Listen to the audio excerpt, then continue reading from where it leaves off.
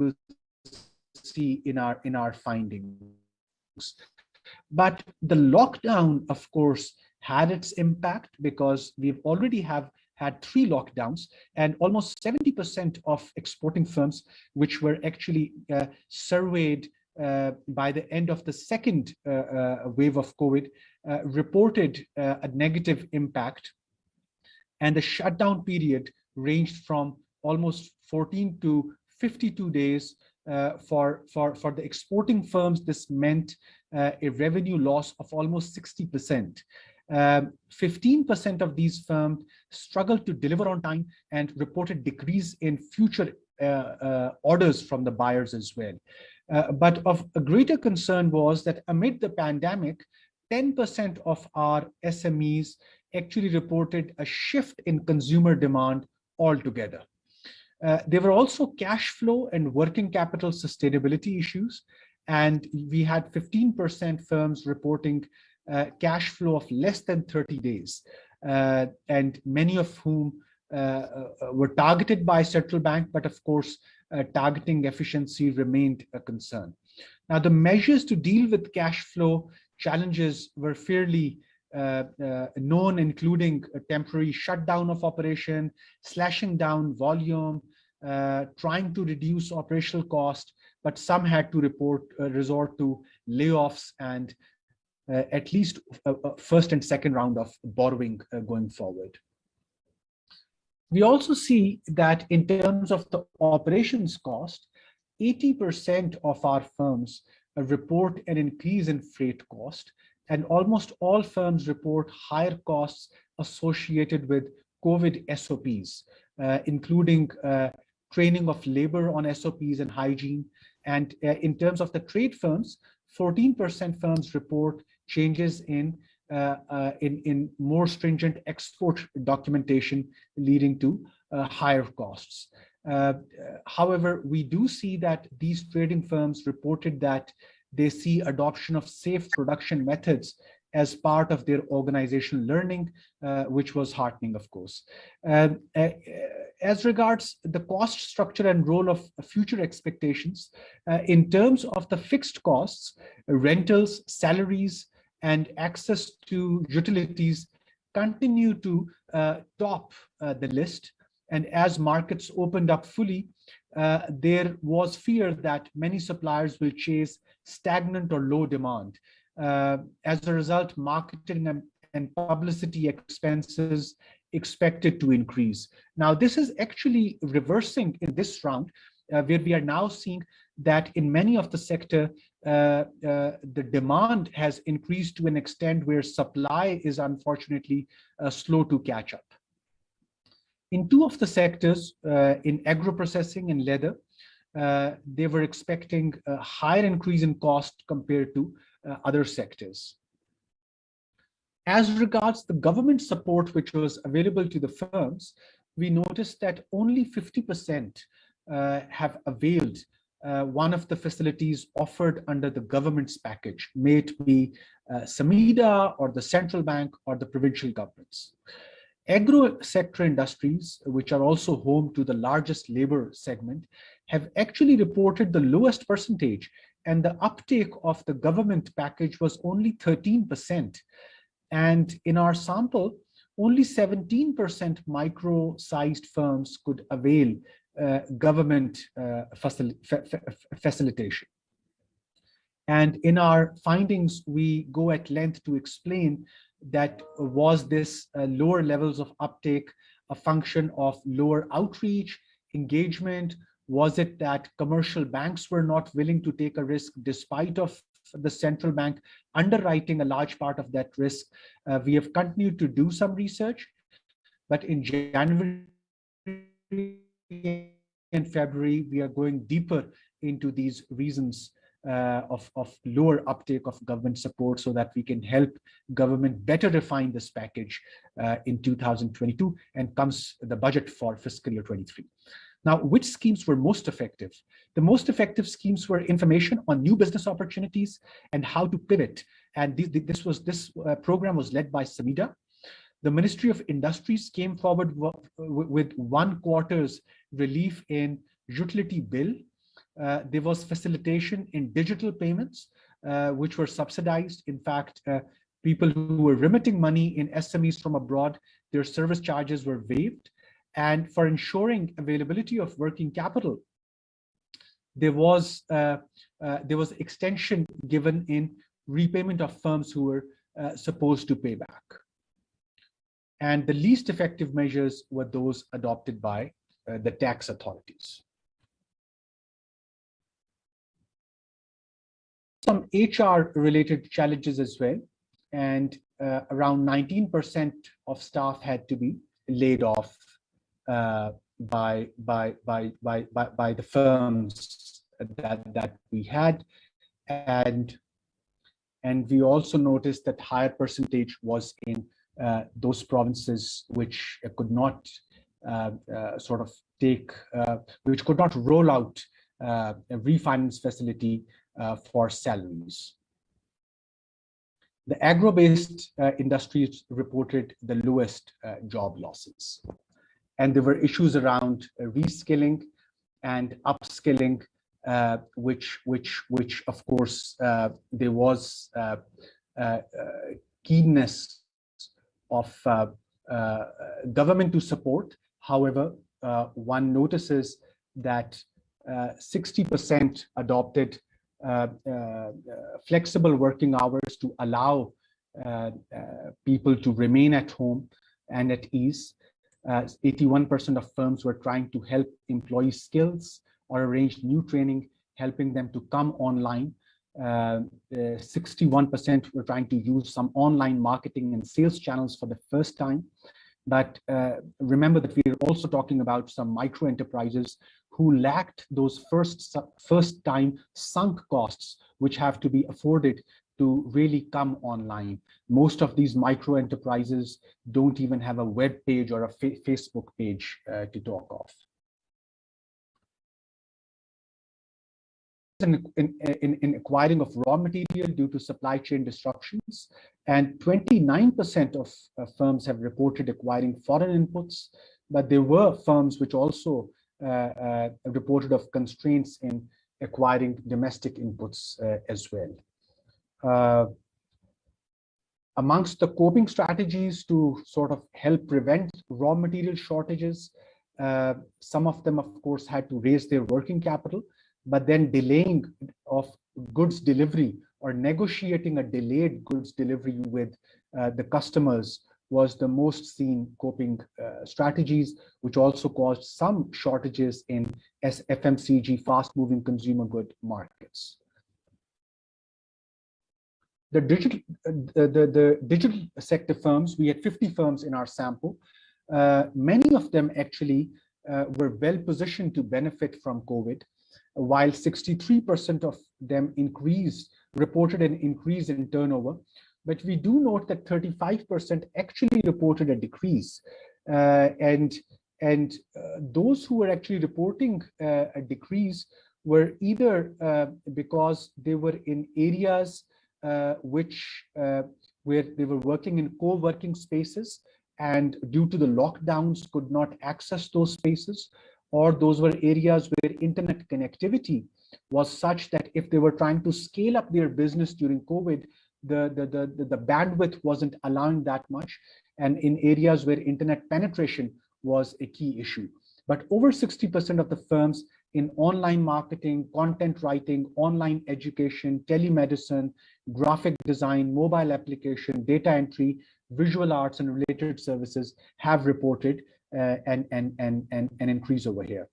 But just something on the psychological impacts, it's interesting to see that no other sector, in fact, pointed out, apart from the digital sector, and 26% of them said that there was increased incidence of anxiety and stress while working amid lockdowns during COVID. There was increased screen time, screen fatigue, and 26% of them have reported anxiety and stress here in COVID times. So just to summarize the survey findings, and we are hoping to do a more elaborate launch in February. so just to sense make of the entire thing, one is that COVID has led to productivity losses for almost all MSMEs, but 40% of them have gone into acute productivity loss. There are the productivity loss were most for the trade sector firms who are just starting to pivot now. Trade costs increased for both exporters and importers, and temporary trade measures and stringent sanitary and phytosanitary measures are a new normal now with which the firms would have to pivot. There's a more conscious buyer out there, and this more conscious buyer is looking very closely into production processes, labor standards, workplace safety and hygiene, and all of this is going to add into cost. And this is where Ministry of Commerce's Strategic Trade Policy Framework, STPF, can greatly help going forward. There are high information and networking costs, which MSMEs are talking about. And for many of them, these high information costs are dampening the ambitions of product and market diversification, an area where SMEDA could really help. Of course, COVID-19 has increased incidence of informal trade, which is expected to be temporary, but there's large informal sector which was trying to become part of the formal sector prior to COVID, given the incentives and amnesty given by the government of Pakistan. But that informal sector now again finds itself in dire need of help, something which Anindya also talked about in his opening remarks. Now, firms have been forced to embrace e-commerce and digital trade integration. And this is where we believe that Trade Development Authority of Pakistan, TDAP, will really have to help these firms to really be seen in their virtual exhibitions, which are being organized in various countries now, particularly in the Middle East, we've recently seen. And then there's this learning by exporting effect which has to be in place, and there are some dynamic firms within these MSMEs who can really be helped in their pivoting, and we really need to connect them with larger firms with better bargaining powers, and somehow procurement deals between large firms and small firms can help going forward. Trade finance is an important area where we are engaging with the central bank in Pakistan, and we believe the startup exporters in the digital space can pivot well if they are allowed more liberal trade finance going forward. So I'll just stop over here. This was just to sort of allow some indication of the emerging findings from the IDRC.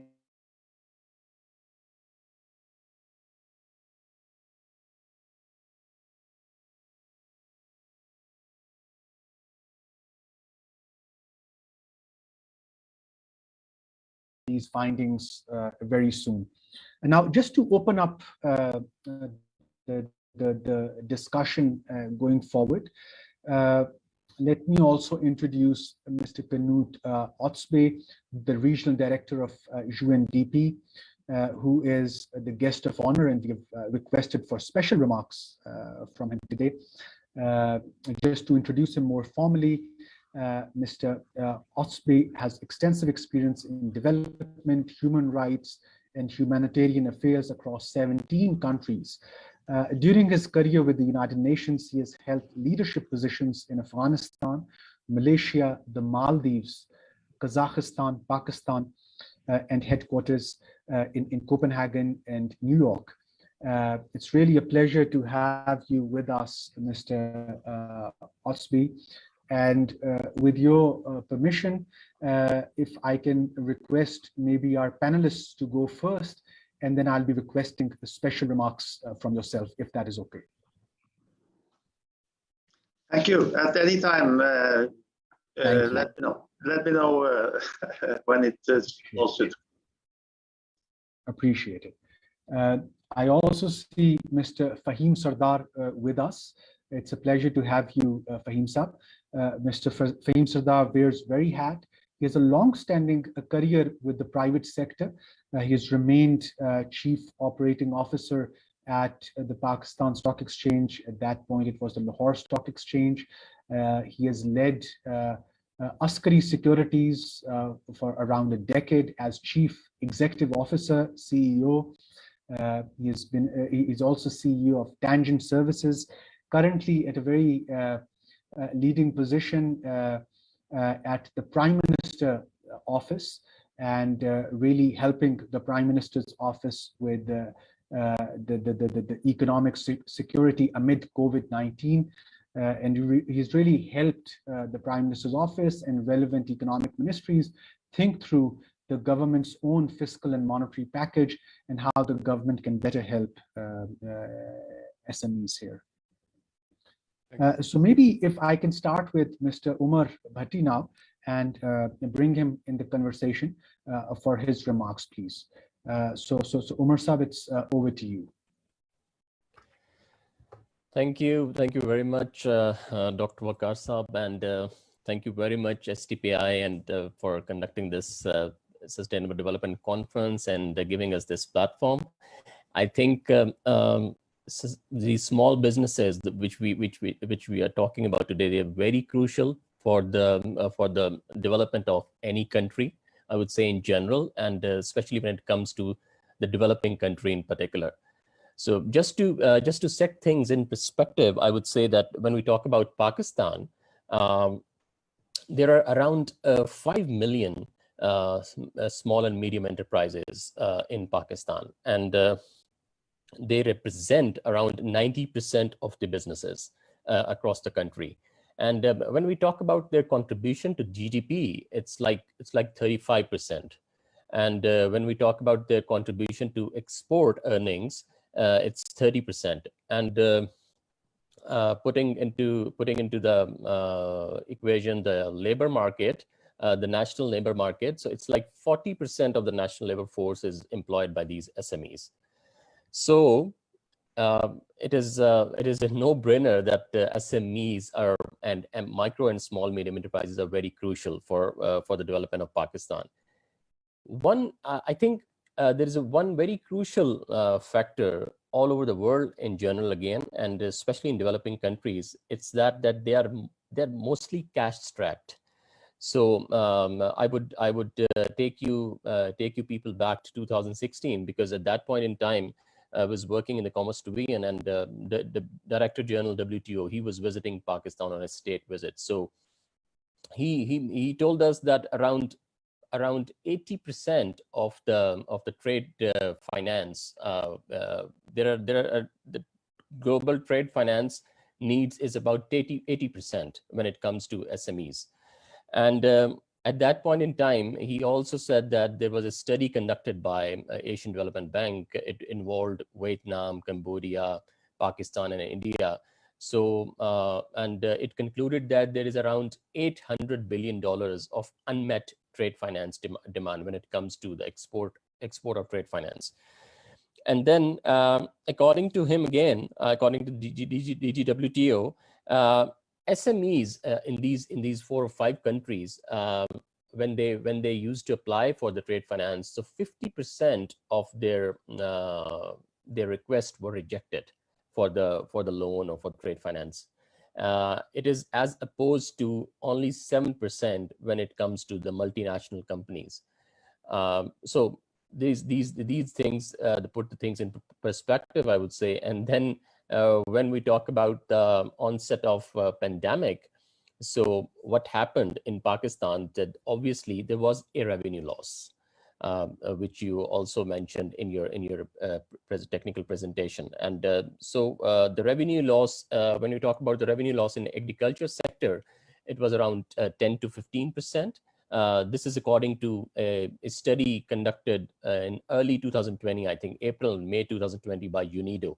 So it was 10 to 15% in agriculture sector, and we talk about manufacturing sector, so it was like 30 to 50% revenue loss, and when it comes to services sector, it is like 50 to 70%. So what happens when a firm, I mean, it's a very simple economic equation, I think, but what happens when a firm loses the revenue? It means that it is losing demand. There is no demand in the market for whatever it is producing, whether it's a services or it's manufacturing or agriculture. So they lose revenue. Once they lose the revenue, they have to go for the layoffs. It's very general, because they're already cash strapped. As already put it, they're already cash strapped, and their financial dealings are very sort of day to day, like between vendors and between the general public, between SMEs. So it's a very short cycle, I would say. So what happened that around 50% of the SMEs at that point in time, in mid or early 2020, they were expected to lose 50% of their labor force, and it mostly affected, I would say, the medium enterprises, not the small, not the micro, but the medium enterprises. And pandemic also has done some damage to the Sustainable Development Goal number 9, I would say, which is the inclusive and sustainable industrial development. So it will have obviously a long-lasting effect. What government did, what government of Pakistan did, that there were quite a lot of measures, but I would say that like 2 or 3 measures which I consider was very important. So one of them was what happened in July 2020. There was an extension in the validity of principal amount facility. So it was, among others, for SMEs as well. There were other categories of industries as well, but only for SMEs, not for commercial borrowers and the corporations. So there was this one certain measure which really, I think, which was really sort of to boost SMEs development. And then government of Pakistan, it was an overarching I would say the package or multi-sectoral package of 1.2 trillion rupees. And out of those 1.2 trillion rupees, 100 billion were only for agriculture and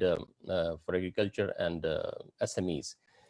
And then there was another measure. So State Bank of Pakistan, what it did, it announced 5 million loan. I mean, 5 million per SME, you can say 5 million loan at a very reduced markup rate, which was around 3%. So there were, as you told in your presentation, there were other measures as well, the subsidies or the relaxation on the utility bills, fiscal measures, which I just told, like 1.2 trillion. There were some tax exemptions and these measures by SPP. So if we say that what was the effect of these measures on the layoffs, or how these measures influenced the SMEs, I would say that there was pandemic hit, and there was a revenue loss, and due to that revenue loss, there were layoffs.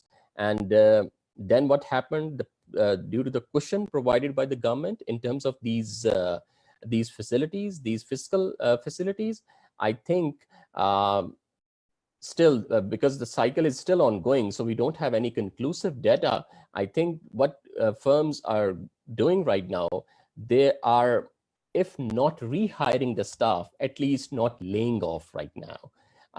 Because there has been a very positive response from Pakistani government to contain the pandemic as well. So I think that that was a very positive side when it comes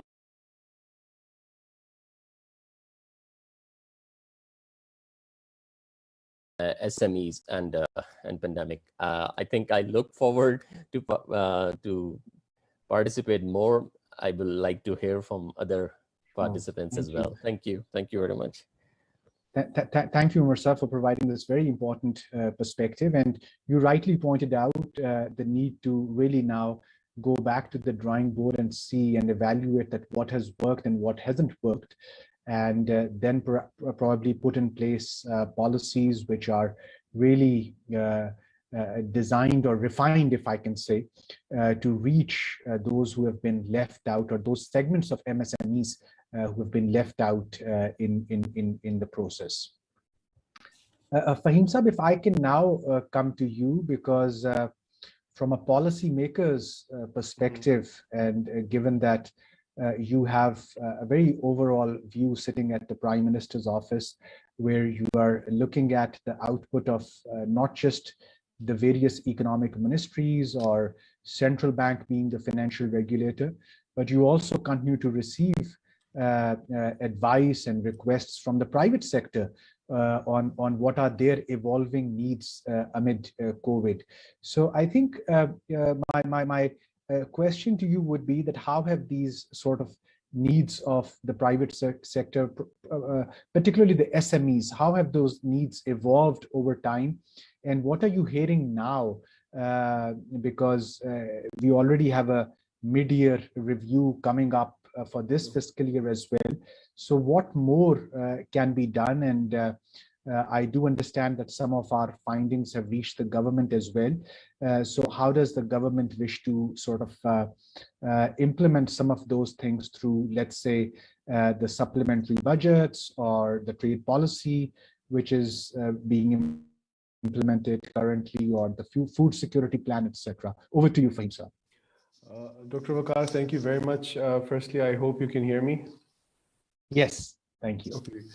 I would like to thank Dr. Chatterjee and Mr. Kanut for their overarching guidance, and of course STPI for organizing this whole very important event. And I'll try to be as brief as I possibly can be. Dr. Waqar has asked and very rightly pointed out that what is the evolution of their requirements? I guess I would have to sort of try and deconstruct what people were asking for and what they're asking for right now. Since I'm from the business community originally, so I do tend to take a very practical approach to a solution which may not seem like very high-ended, but at least it'll get the job done.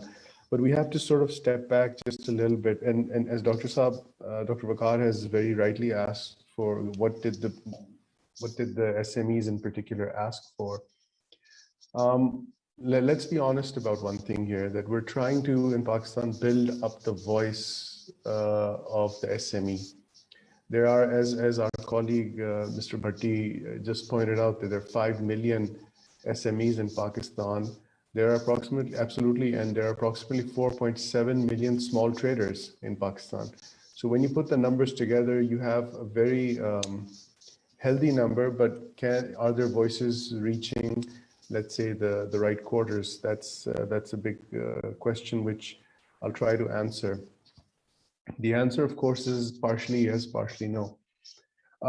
When we speak of COVID, what is COVID? COVID, I have a very bad habit of comparing it with anthrax and then Ebola and everything, because you have to sort of look at the spread of a disease. The difference with COVID was it was global and it hurt everyone. And Pakistan sort of, because of, I believe, and I'm sure someone can correct me if I'm wrong, Pakistan was able to deal with COVID in a smart lockdown system manner because of various other things that we had been dealing with earlier, like dengue or Congo virus or whatever. So what did Pakistan do? Number one, Pakistan took COVID head on in a very proactive manner. But now focusing on the policy matters, let's go back in time. When COVID broke out, we have to remember that our interest rate was close to 13%. So the State Bank of Pakistan had a very high interest rate, something which I have and still do. I have a serious reservation with. So interest rates were immediately brought down over a period of, and I can give the exact dates, on, for example, March 17th, 2020, our interest rate was was brought down from 13.25% to 12.5%. I'm sorry if, for those who are not into numbers, but I have to give an explanation of what happened. Then 7 days later, the interest rate was brought down by 1.5%, and then 1 month later it was brought down by 1%, and then 1 month later it was brought down 1%. Then in June, by June you were standing at 7%, which was earlier 13.25%. So the government immediately started to bring in policy changes in which you sort of build up liquidity in the market, and you make you sort of push down costs so that people can still do business. When it comes specifically to SMEs, I think were the hardest hit and the best to adjust, in my humble opinion. Why? Because they're the ones who eventually, and I'm fast forwarding to the solution, they're the ones who kept themselves lean and adjusted to the situation. And I'll give you one example without taking names. One of the largest banks of Pakistan during COVID had a big meeting, and I heard from the market that the bank was actually asking itself a question which many other institutions have as well. Why do we have such a huge infrastructure? We've built it up over God knows how many decades. Why do we need such a huge infrastructure? So big organizations were trying to adjust, while smaller organizations had the smaller size capacity to be lean and agile. One thing that has sitting at the policy level, but one thing that I've noticed is that any organization that has psychological and operational agility, but more specifically psychological agility, they tend to adjust a little bit faster to the situation. The SMEs were, I think, they were fast to adjust, but they also had to bear a lot of the brunt as well. Now, what they are asking for is a full-blown policy. SMEs are asking for a holistic system, and it is extremely important for Pakistan, COVID or no COVID, that our SME system has to be very, very healthy and nurturing. I'm going to use the word nurturing because SMEs tend to give support to the bigger industries, but they have to be taken care of. Those big industries were small industries at one time, and those small industries were an idea at some point. So when you talk about, let's say, and I would take the name of a company like Toyota, it used to be an idea from a textile mill, it turned into a machine company, into a car company. Now look at the size. So we have to sort of place ourselves in the right place of the path. SMEs need a lot of support, and when we look at Germany, we look at Japan, we look at Singapore, we look at many successful countries that have experienced success with SMEs. You look at their environment. Policy agility is something from our side, from the government side, is also very important. I mean, one shouldn't continuously just press the SMEs for responses. We should have the ability to understand what do they need. What do they need? They need lower rates. They need liquidity. They need access to other businesses. They need the ability to export easily. So let's just break this up very quickly. Then I think I'll try to conclude. When it comes to, for example, access to exports, the TDAP of Pakistan has really pushed forward a export, if I dare say, seminars or workshops to how can I mean, for example, if I wanted to export something, how would I send it to, let's say, Brazil? So they're trying to teach people how to export. When it comes to interest rates, I've described it in a lot of detail, how the monetary policy had to be made more flexible, and we needed an expansionary monetary policy. When it comes to, for example, dealing with other businesses, it is extremely important, and I still think we lag behind, that the SMEs need to be allowed to connect to each other more freely. And I'll give you one example. The SECP has approximately 140,000, 130,000 registered companies. They are SMEs, and these are the 100,000 odd companies of the 5 million, by the way. And I have a directory of this 100,000 company list, and they were thinking about it, that why would you need it? I said, because I would like to connect with others. So we need to increase connectivity, and of course our IT infrastructure. I think we were blessed with a strong IT infrastructure, which allowed people to talk to each other as we are talking to each other right now. So one final thing which I would like to mention, and nobody's actually asked for this, but it's like Fahim's point on a wish list. I have a long wish list, but I just want to point one thing out. It's media. Media, no SME has approached us for this, and I'm trying to speak up for them, that the media needs to manage how it throws out information, because what it does is it affects psychology. I believe that you need to start with psychology first. The media started going into a frenzy, absolute frenzy. And, I used to keep telling people that, okay, we have let's say an infection rate of 2.12%, and we have let's say 100,000 people who are infected, and 96,000 of them sort of got better.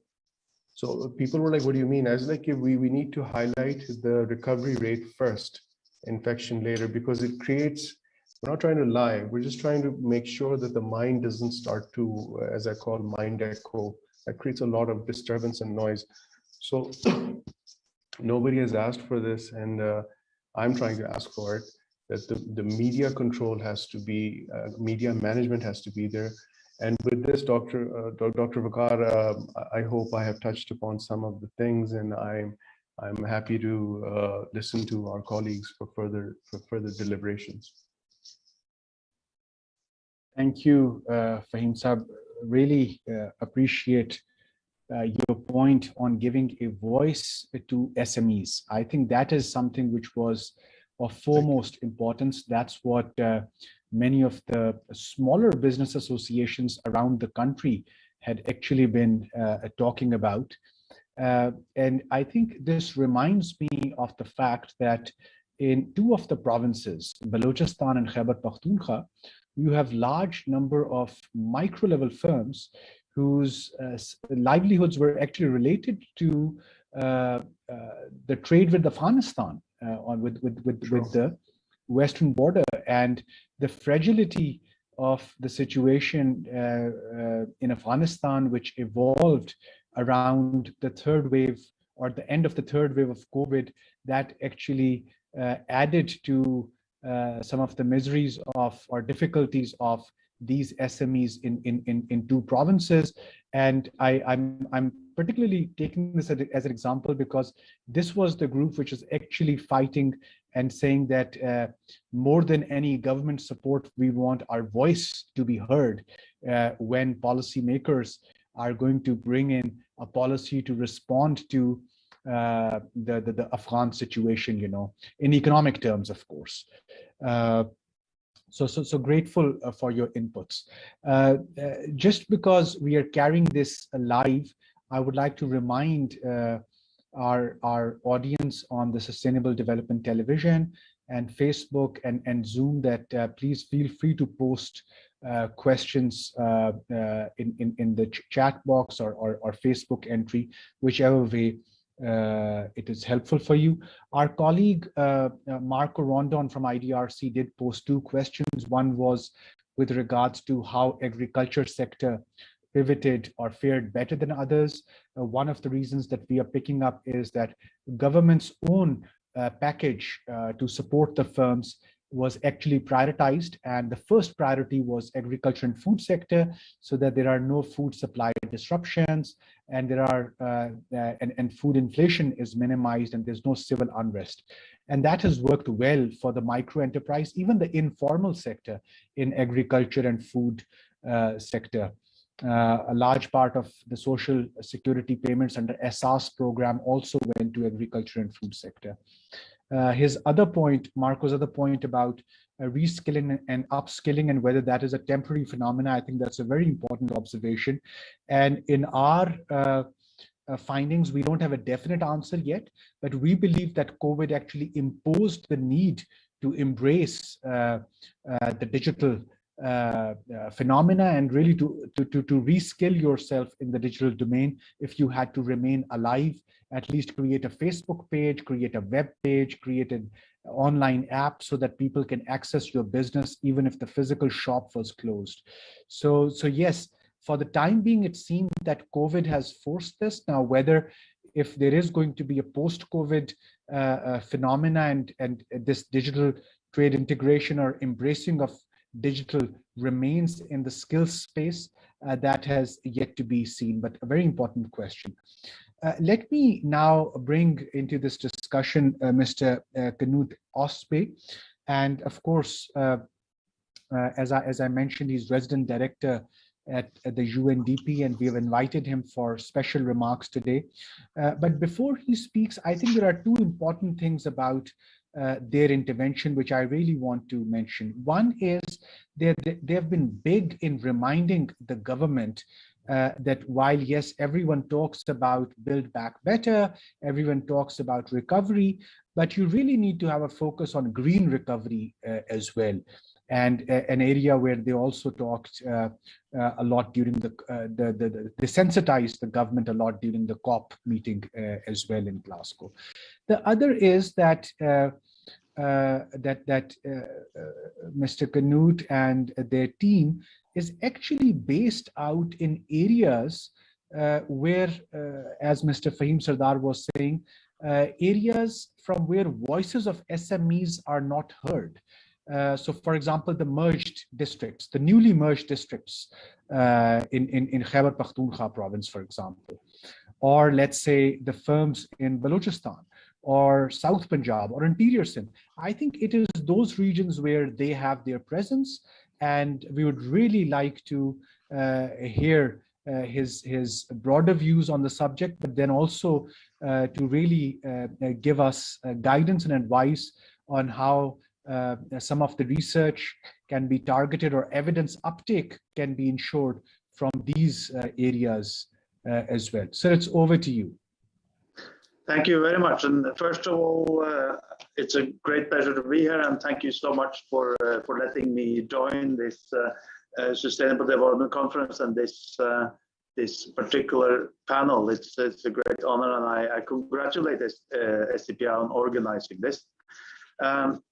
I have, before I start on some remarks, maybe I saw one of the questions that I suppose was answered partly in this Q&A, which is on there has been investments, there's been problems identified, there's been investment by government to address this, there's been money pooled, but what is wrong with the planning, etc. I think that this sort of hints to the fundamental issue of development, which is both on the issue for SMEs and also on other aspects of development, which is that we still have a lot to learn on development. Mathematics maybe is a discipline which has 3, 4, 5,000 years of history, whereas modern development has a very short history. And we really need to learn more about what works and what doesn't work. What we do know is that we need to include people. We need to include those concerned, both in planning, decision making, and implementation, and that helps. And if we can empower people and empower the individual stakeholders, such as SMEs, in this way, we will achieve more, and we will have more hands on deck to actually contribute to the way forward. But that's a very general remark. Let me come to some points about COVID and the impact of COVID.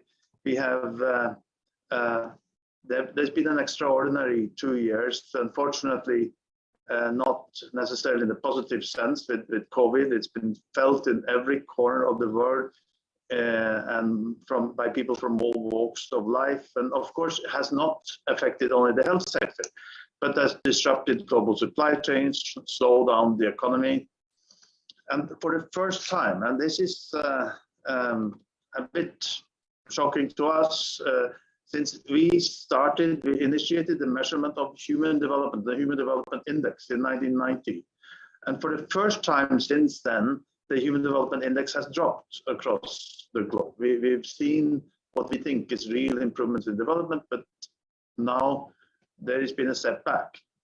And the Human Development Index consists of indicators of income, education, and health and longevity, and they have all dropped during the COVID-19 crisis. Of course, we hope that, as with most of the things human beings do, we are able to bounce back. We are able to come back on the, let's say, upwards trend, but it may take a long time. The effects of this may linger for a long time. In Pakistan, between 2001 and 2015, the country was able to reduce income poverty by more than half, from 64% in 2001 to 24% in 2015. And that gave a lot of hope towards achieving the Sustainable Development Goals. And they're not only global goals, but adopted by Pakistan in its national development agenda. But then, with the onset of COVID-19, monsoon floods, locust attacks, etc., they have this developments, the positive developments over the last 2 decades faces a lot of risks. And similar to many other countries, on SMEs, the impact of COVID is noteworthy because 90% of the total businesses are SMEs. And the contribution has been estimated to 40% in 2020. So the SMEs have been impacted by COVID in terms, for example, in shortage of goods for production, delays in transportation, decrease in demand of products and services, limitations in operations, and employee layoffs resulting in declines in profits and sales. The informal sector employs an estimated 27 million people, and of course the increase in unemployment will have a direct impact across the country for everyone. So this is now, of course, where we need to look at how we recover from COVID, how we should come out of this crisis by doing things differently. You mentioned one aspect of our point about building back better, about the green recovery. Also, I would say that it's an opportunity not only to build back greener with better solutions for the environment, but also build back in a more inclusive way with the better solutions for those who might otherwise be left behind. It will take all of us, government, development partners, UN, private sector, academia, citizens, to work together, and it will require us to adjust approaches to new levels of uncertainty and complexity, because we cannot assume that this is really the end of it.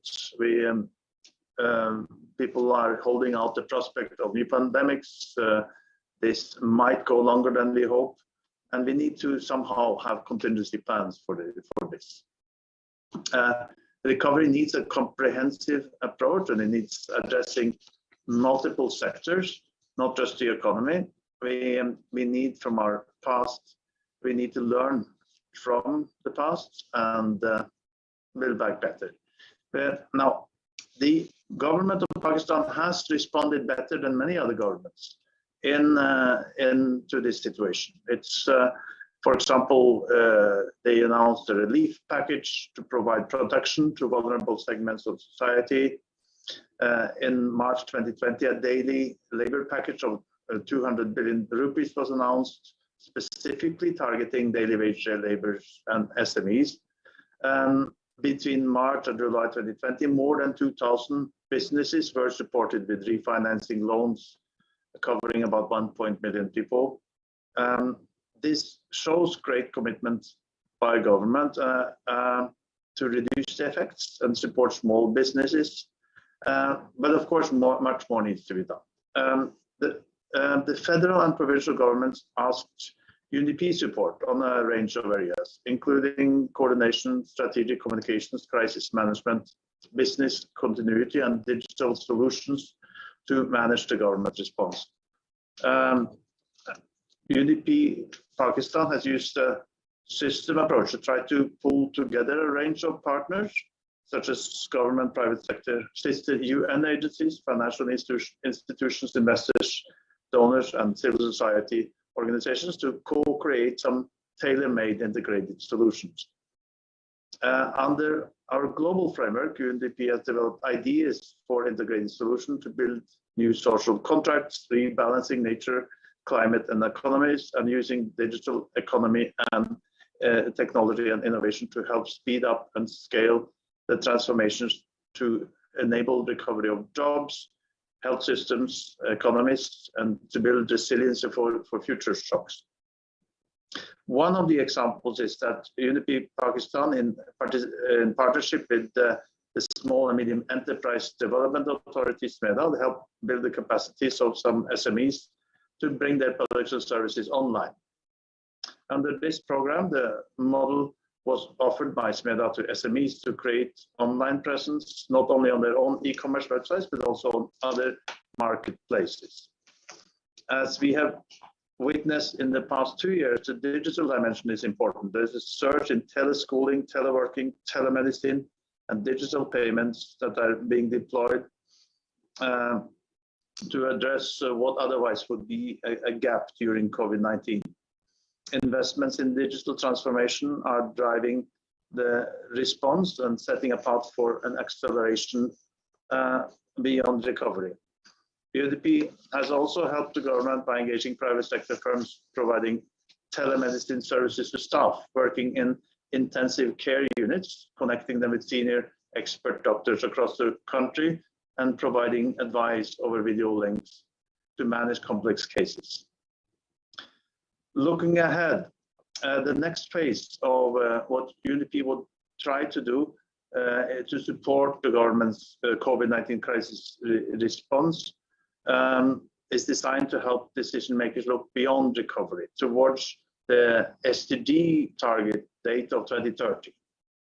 We are at a critical moment to restore balance between people and planet, designing and de-risking nature-based solutions as part of a new social safety net, encouraging sustainable public-private partnerships such as ecotourism and green transport systems, transforming agriculture from a carbon contributor to a carbon sink, and ensuring integrated thinking and action with the health sector to tackle air pollution. As we are participating in this conference online, the importance of digitalization is evident, as we've said several times. Globally, UNDP is helping to establish digital payment platforms and e-commerce systems with a focus on women-run small and medium enterprises and closing the digital divide for women and marginalized population. Similarly, in UNDP Pakistan, we are building on existing experience of promoting digital skills, especially for youth and women, to help enhance digital literacy, digital entrepreneurship, and digital citizenship in general.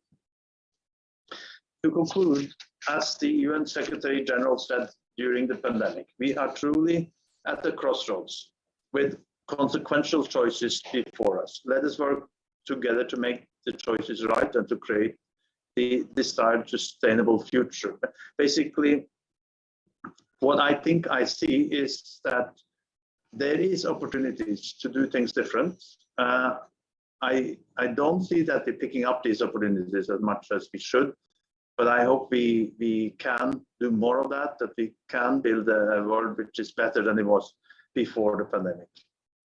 I hope that these reflections and also the overall STPI Sustainable Development Conference will help guide decision makers in Pakistan and elsewhere. And we very much look forward to cooperating with all the stakeholders to help build an enabling business and investment environment for Pakistan SMEs, which is globally competitive and innovative. Thank you very much.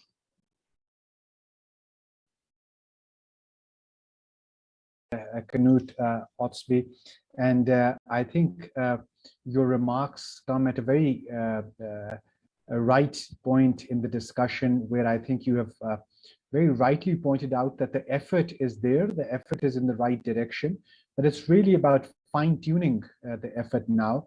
And really, I think going back to that overall discussion where we started from, that the leave no one behind agenda should be foremost in the entire discussion. And there are still segments in the firm sector, in the SME community. There are, of course, segments in the population who may still have been left behind, whose identification is necessary. Targeting them for support is necessary, and more importantly, to give them voice is really necessary. So thank you for also highlighting. Very encouraged to see how that is relevant in the current times, and hopefully will more than recovery, I think will help in the resilience part of the entire predicament and the challenge that we are currently facing at this very point going forward. Now, one of the question in the last few minutes that we have, and we did receive some questions online, and I'm grateful to the panelists who answered these questions in the Q&A box. Thank you very much. But one of the questions that I really want to put to I think maybe Dr. India Chatterjee and then Umar Saab. That is with regards to the missing capabilities that we saw at the end of SMEs or the business associations themselves to really engage with the government. So while, of course, institutions like STPI or development partners like IDRC, UNDP, they were good knowledge intermediaries in sort of brokering and really delivering the information to the government that this is where, or this is the segment which needs help. But one of the deficits that we found was that their associations were not organized enough. The business associations were not organized enough. And as you go smaller down the order, so for example, the small business chamber of commerce and industries, they didn't have wings, they didn't have communication teams who could liaise with local governments, local administrators, provincial governments, federal governments, you know.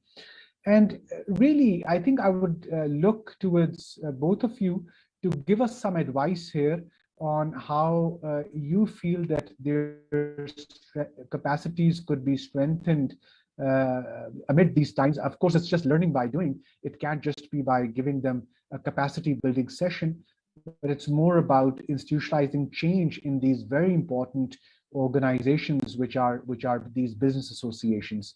So let me start with Dr. India Chatterjee first.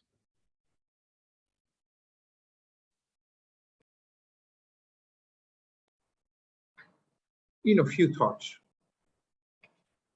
What came up as part of this conversation is that, and Marco raised it too, that there was some response to develop skills during this emergency phase, whether it's, but how deep is that commitment in terms of businesses, in terms of national entities, programs, whether they are short-term temporary quick fixes, or there is a long-term roadmap and strategy to invest in it.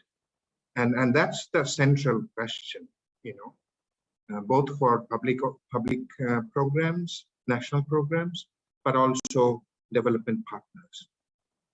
And you have very rightly, this group, this conversation has very rightly identified the capacity of business organizations, particularly local business organizations, and their lack of capacity to engage.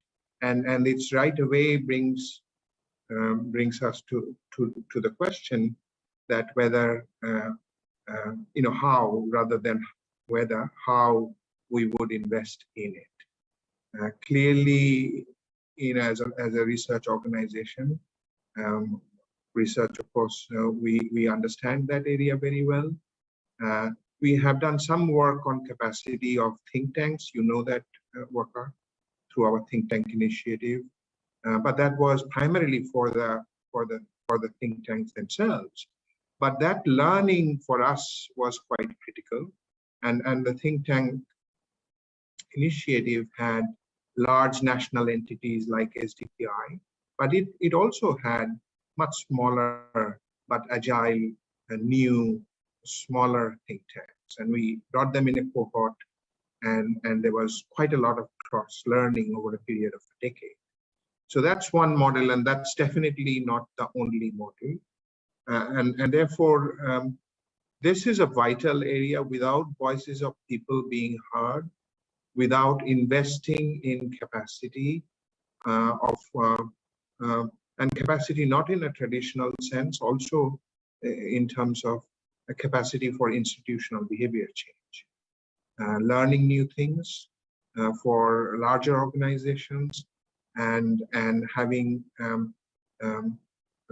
local organizations to develop the basic nuts and bolts, to be able to influence, to be able to articulate their needs, to be able to shape how programs are being implemented for them.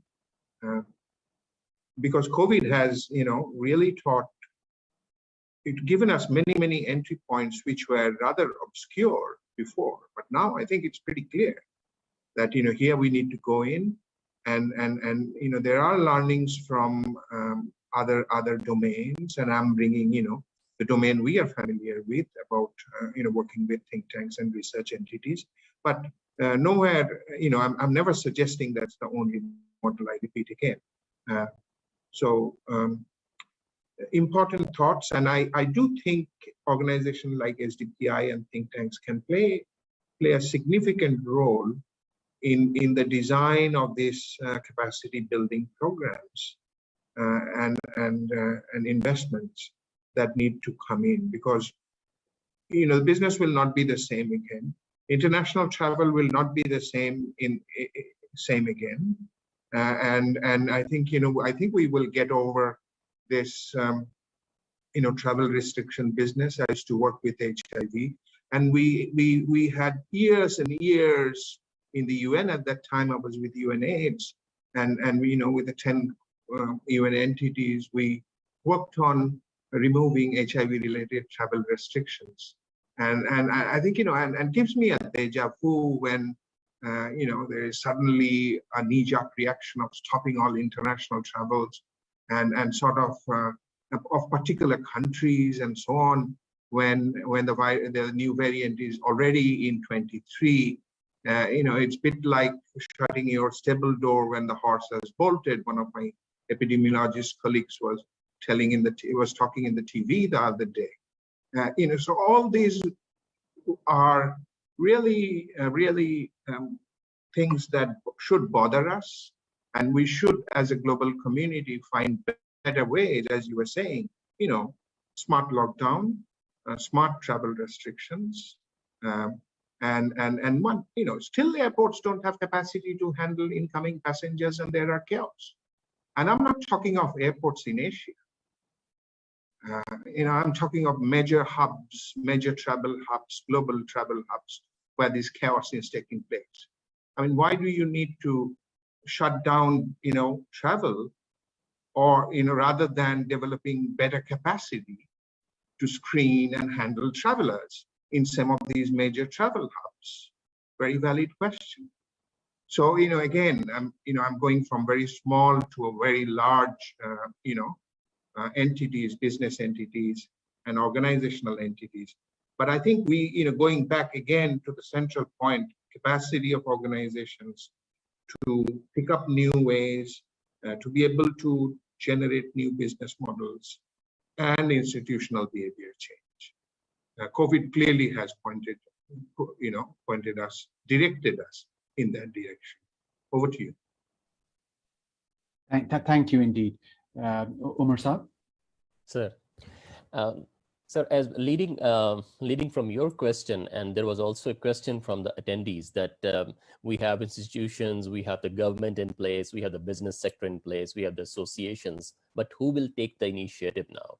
And what you said, that how how can we, systematically go about it? How can we connect small businesses in far-flung areas of Baluchistan, of Khyber Pakhtunkhwa, even in Gilgit-Baltistan and Azad Kashmir?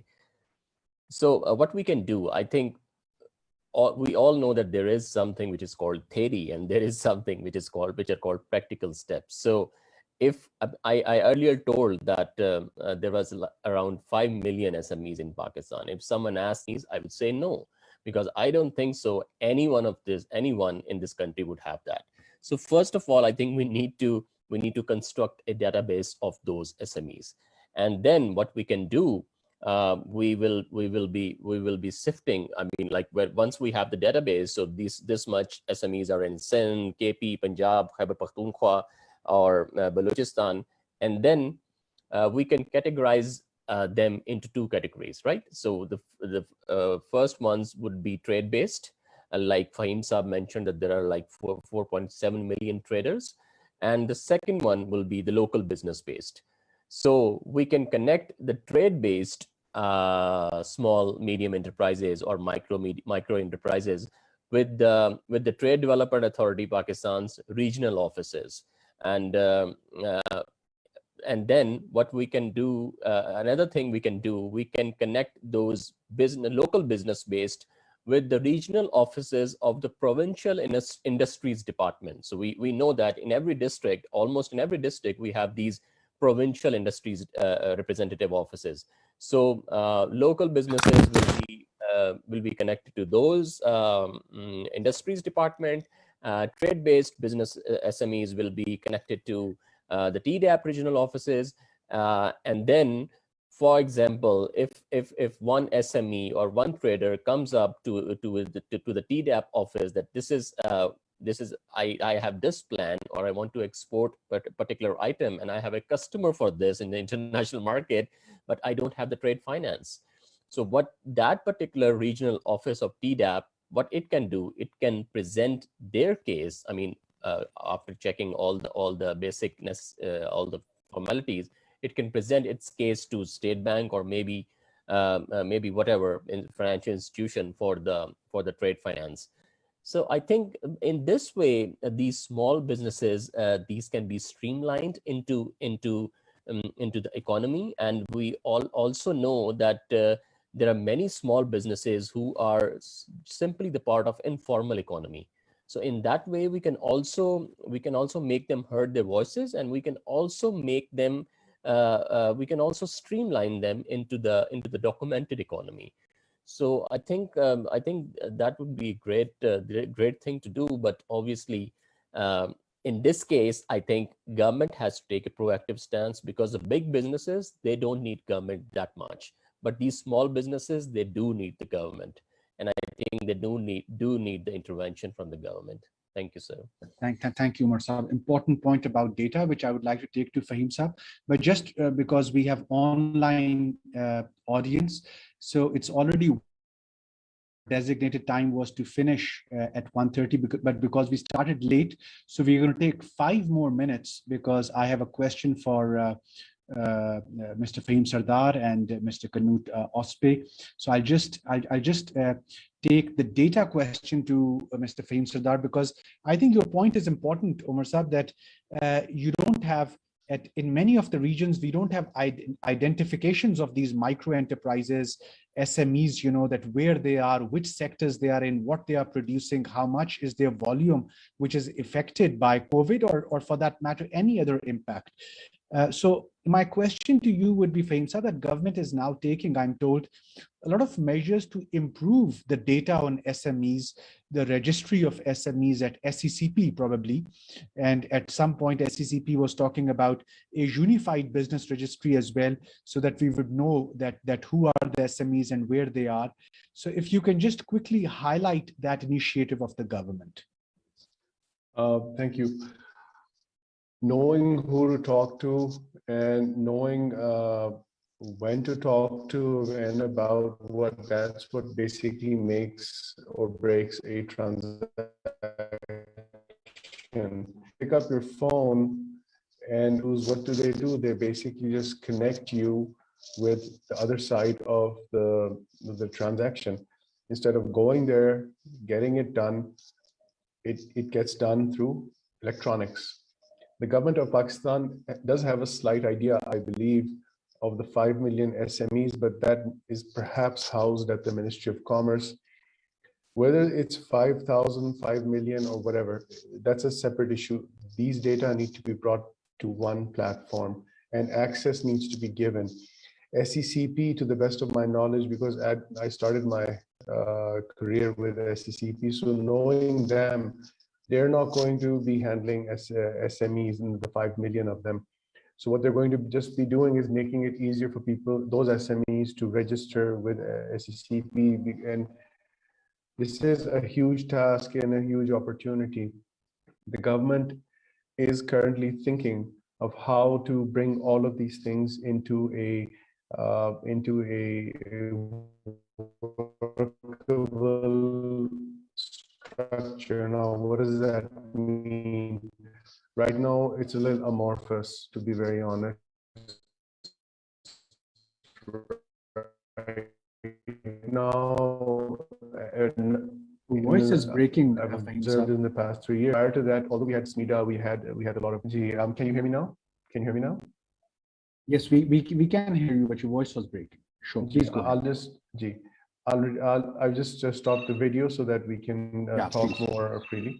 So basically, it's important for the government to have a workable solution in which you have the cogs all sitting together in a mechanism of sorts.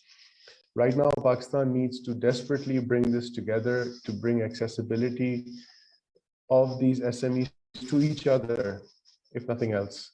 And it needs to be able to link that to the TDAP for exports. And by the way, I also say that TDAP is not just external trade, it's internal trade as well. So the government is working on this, and I mean, my wish list is too long. I won't bring that up here, but you know, we are trying to the best of our abilities, galvanize the SME sector, which we're expecting a formal policy will be shared with us pretty soon. Having said that, we need to connect things, and we need to make sure that these connections are then connected to external and internal hubs, as you were mentioning earlier. Thank you, Fahim Saab. My last question to yourself, Mr. Osbe, and I think one of the things that we picked up in our survey was that many of the smaller enterprises who were, for example, receiving support through the government, through the development partners, for example, they often talked about the challenges with regards to donor coordination. So either some of the areas were getting attention from all the development partners, or maybe there were areas where none of the development partners could reach due to certain permissions, for example. That's one. The second thing that firms also talked about was that where, for example, they were reporting their problems, or the offices from where they were supposed to receive their support, monetary support or in-kind support, for example, there was frequent civil service turnover, even at a local level in these offices, you know. Now, I'm sure that with the UN staff on ground, these would be challenges that you would be facing on a day-to-day basis. And what would be your message to the government, please? Yeah, I think I will not try to take on the issue of civil service turnover. But I think the issue of coordination and delivery of various kinds of services and support is something that I will try to have some thoughts on.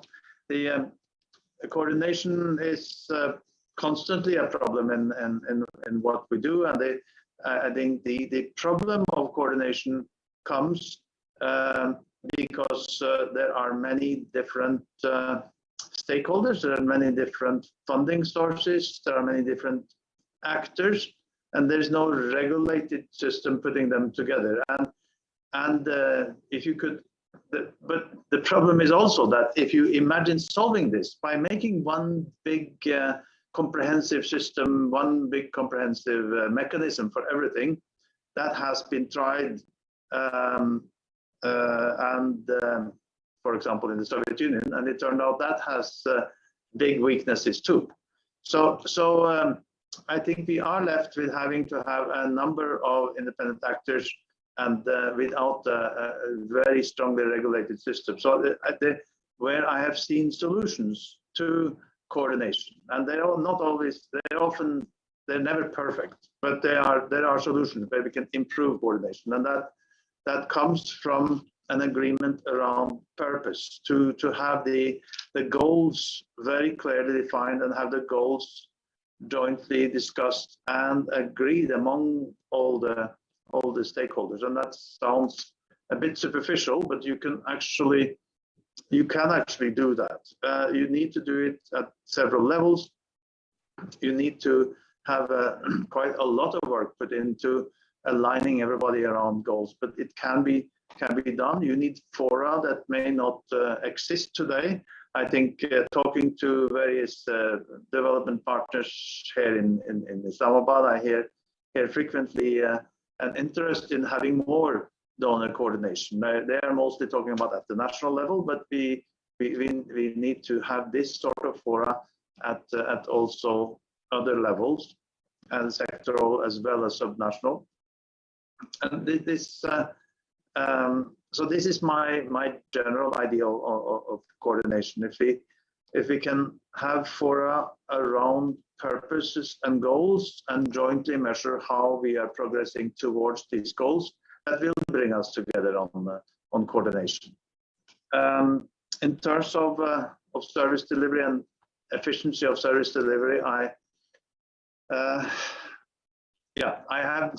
cannot claim to have a solution to this. It's not easy. You will always have a certain turnover in a public service. You will also have our kind of development partners and union agencies will always have some projects that last for a limited time and then they end, and then the next one is not ready, and there will be issues like that.